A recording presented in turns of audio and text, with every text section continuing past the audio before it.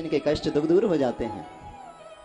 जो भी कोई आपत्ति आए, जब भी कभी कष्ट आए, संतों के पास, गुरु के पास, और भी गुरु भी नहीं है, संत भी नहीं है, भगवान के मंदिर में जाकर बैठ जाओ, आसन लगाकर बैठ जाओ।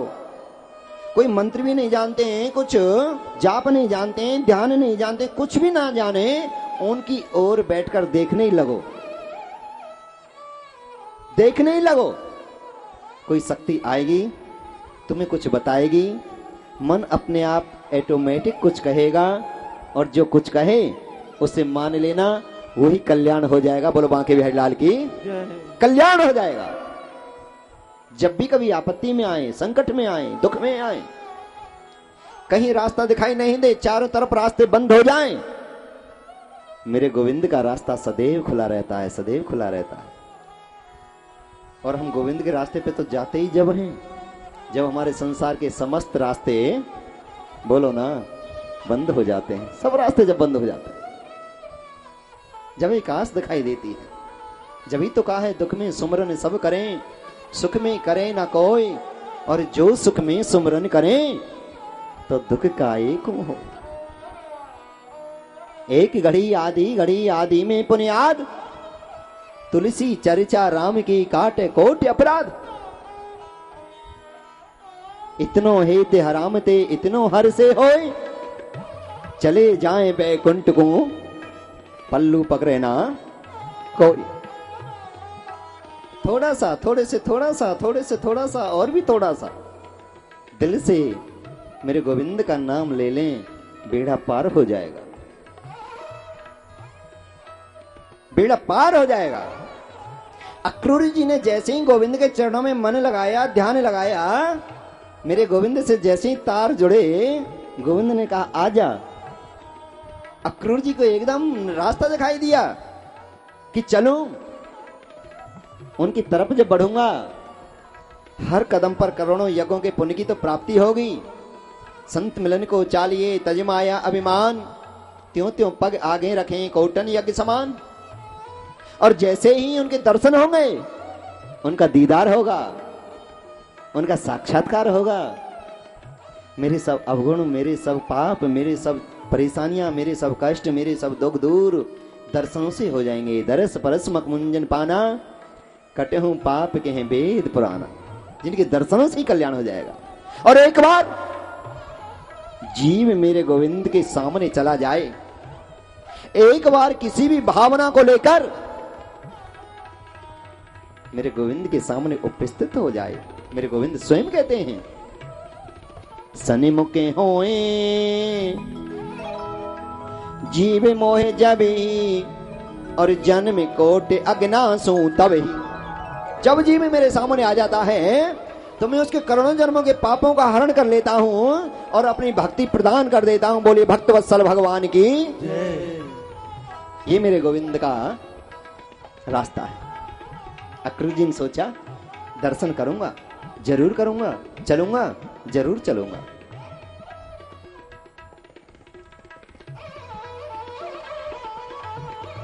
अक्रूर जी चल दिए।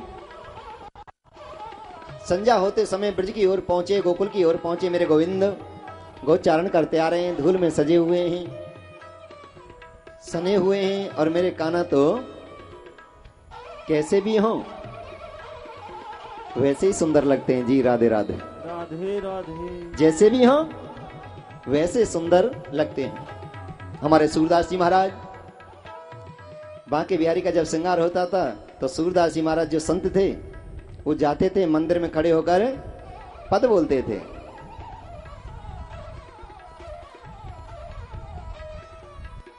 गोस्वामी जी बोले, सूरदास जी श्रृंगार हो गया, दर्शन हो रहे हैं, पट खोल दिए हैं, पद गाओ।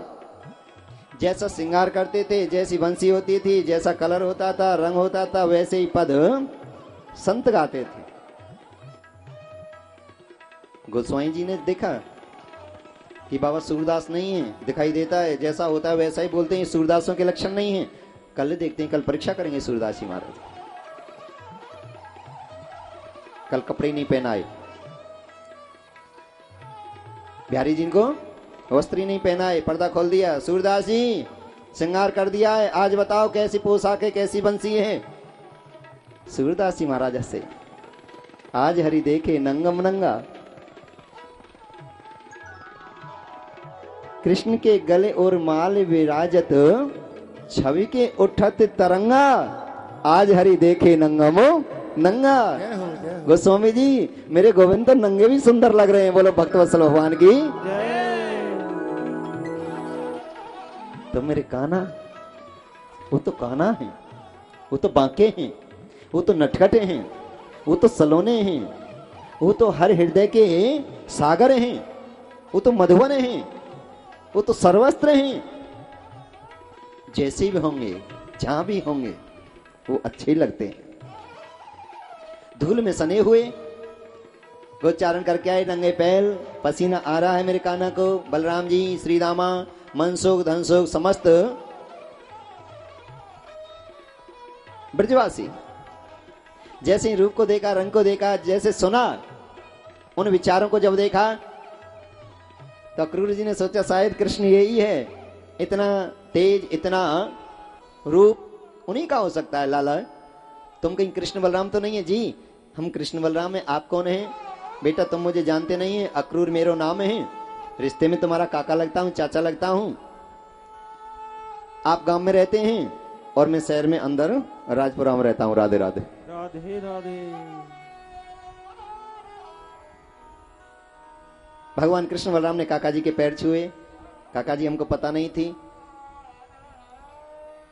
क्षमा करना, प्रणाम किया।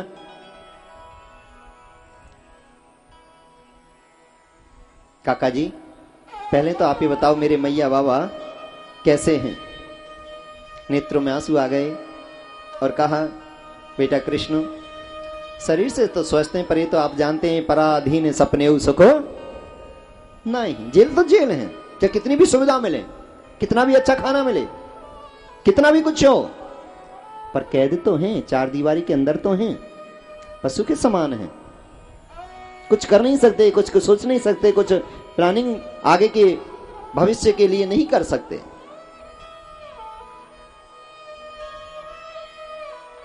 काका जी आपका आगमन किस लिए हुआ है? इतनी बात तो सुनते ही काका के नेत्रों में आंसू आ गए। बेटा मुझे क्षमा करना, आना पड़ा। मेरा दिल का जो विचार ये था कि मैं आपके दर्शन करूं और अपने मन के भाव को, मन के अंदर जो व्यथा है उसको तुम्हारे सामने रख दूं। और गोविंद के सामने, गुरु के सामने रखने से बड़ी से बड़ी समस्या का भी समाधान सहज में हो जाता है। इस प्रकार आपको बुलाया मरने के लिए, मारने के लिए। मैं नहीं आ रहा था, मुझे फांसी पर लटका देते। भगवान ने कहा काका जी मैं नहीं आपको बुलाया कि आप आ जाओ, कोई बात नहीं। ब्रजवासियों को कहना कि यज्ञ है और यज्ञ के बहाने ही मैया बाबा मुझे भेजेंगे, इस रहस्य को मत बताना। और मैं चलूंगा, जरूर चलूंगा, उसका उद्धार मेरे हाथों से ही होना है। काका जी इस रहस्य को किसी को मत बताना। अक्रूर जी कृष्ण बलराम ग्वाल वालों के साथ पहुंचे, नगर में स्वागत किया गया। अपने भाई जैसे मिले, नगरवासी मिले, खुश हो गए, क्योंकि जननी जन्मभूमि गरियसति, मां जन्मभूमि बैकुंठ से भी सुंदर बताई है। अपने गांव का कोई मिल जाए, अपने नगर का कोई मिल जाए कहीं दूर, बड़ी खुशी होती है। तो जैसे ही अपने नगर में आए तो बड़ी खुशी हुई।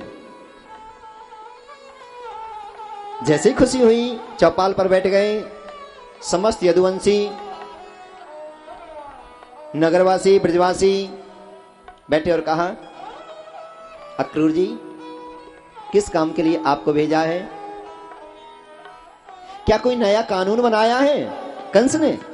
कोई नया टैक्स, नया कर लगाया है? कि कोई नया कानून नहीं बनाया, कोई टैक्स नहीं लगाया, किसी प्रकार की कोई आपके ऊपर प्रेशर नहीं है, कोई आपके ऊपर दबाव नहीं है। कंस ने तो यज्ञ रचाया है और समस्त ब्रजवासियों को यज्ञ में सम्मिलित होने के लिए निमंत्रण लेकर मैं आया हूं।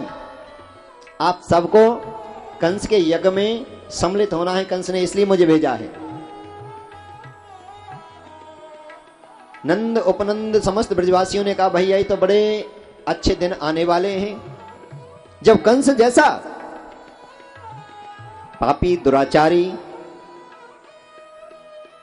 जड़ व्यक्ति, धीरे बोलिए,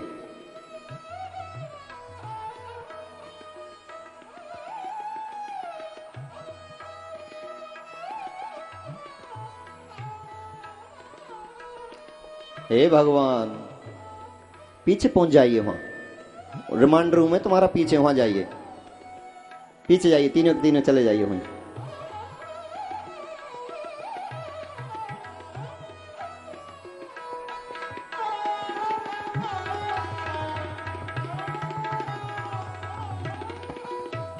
समस्त नगरवासियों ने कहा ये तो बहुत अच्छी बात है कि कंस जैसा दुष्ट व्यक्ति भी यज्ञ करने लगा, तो लगता है कि राम राज्य स्थापित होने वाला है। यज्ञ भगवान का साक्षात स्वरूप है, नारायण भगवान का स्वरूप है। अग्नि और ब्राह्मण विप्र और संत 33 कर दे देवताओं के मुख हैं। अगर यज्ञ में एक आहुति भी आपके हाथों से लगती है तो समझो 33 कर दे देवताओं की कृपा को हमने पा लिया। वातावरण शुद्ध होता है, क्षेत्र शुद्ध होता है, तन शुद्ध होता है, मन शुद्ध होता है, धन शुद्ध होता है। यज्ञ से प्रेम बढ़ता है, भक्ति बढ़ती है, ज्ञान बढ़ता है, और हमारे जो अंदर काम है, क्रोध है, लोभ है, ईर्ष्या है, ये सब निकलते हैं, शुद्धि होती है यज्ञ से। निर्मलता आती है, पावनता आती है, पवित्रता आती है, वातावरण शुद्ध होता है, निर्मल होता है यज्ञ से। यज्ञ की बहुत बड़ी महिमा है। बाबा नंद उपनंद सबने कहा सब चलो, जिससे कंस का हौसला बढ़े और जिस पर जो भी सेवा हो, तन से, मन से, धन से, सहयोग से, उस यज्ञ में सभी कार्य करना। और जिसके पास कंस का कर टैक्स बकाया हो, उसके कर को, टैक्स को भी अदा कर देना, क्योंकि इस समय कंस को धन की आवश्यकता पड़ रही होगी। सब ब्रजवासी तैयार होने लगे। कन्हैया बोले मैया मैं भी जाऊंगा यज्ञ में सम्मिलित होने के लिए। बेटा मुझे शक है, डर है कंस का, बेटा को नहीं जाने दूंगी। कन्हैया जी रोने लगे बाबा नंद के सामने, बाबा बाबा मैया में कहीं ना भेजे, सब अपने मामान के जाएं, सब अपनी भगवान के यहाँ जाएं, सब अपने मोहसिन के यहाँ जाएं, बुआ मैया हमें कहीं ना भेजें, बाबा बाबा हमें ले चलो ना साथ, हमें ले चलो ना साथ। भगवान रोने लगे, मचलने लगे। हाँ, नंद जी बड़े सरल सहज स्वभाव के थे। कहने लगे कोई बात नहीं है यशोदा जी, सब ब्रजवासी जा रहे हैं, पूरा हमारा परिवार जा रहा है, लाला को भेज दो, यज्ञ पुरुष भगवान के दर्शन करा लाएंगे, मत्था टिकवा लाएंगे, आशीर्वाद मिलेगा। आज जाएंगे, कल ठहरेंगे, परसों घर आ जाएंगे। कि जी नहीं, मैं नहीं जाने दूंगा, मुझे डर है। उस दुष्ट ने बड़े बड़े संकटासुर, बकासुर, पूतना, व्योमिसार राक्षस भेजे।